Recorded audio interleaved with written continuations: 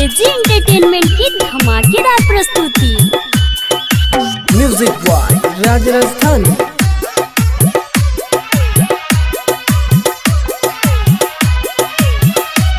सुनी डॉक्टर साहेब एगो कदी भलाई, सिनवे के अंदर दिलवा के दीना लगाई। सुनी डॉक्टर साहेब एगो कदी भलाई, सिनवे के अंदर दिलवा के दीना लगाई। खरदी रूप के कौनो जड़ी बना दी, न तो खाए वाला कौन दे दी दवाई। सुनी डॉक्टर साहेब एगो कदी भलाई, सिनवे के अंदर दिलवा के दीना लगाई। Mix by AG recording studio.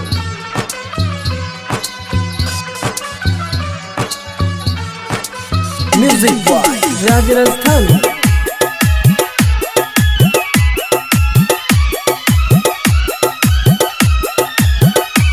मिलल बात धोखा, टूटे के गइल बिखरी, सहन नहीं होता दर्द उठ बड़ी।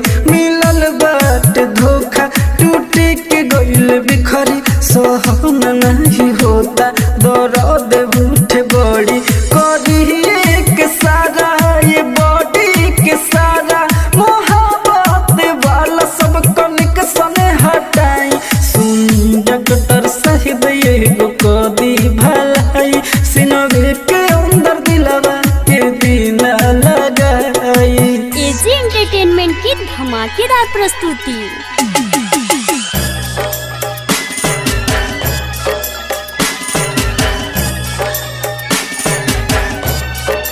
Music boy Raj Rajasthani.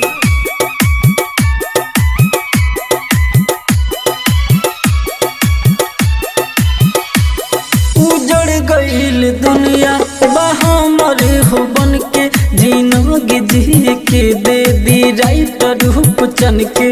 उजड़ गईल बगिया बहामर हो बन के, जिंदगी जी के दे दी राइटर रूप चन के। राजा राजधानी मुकेश संजय के खुशी के कौनो दिलासा दिलाई।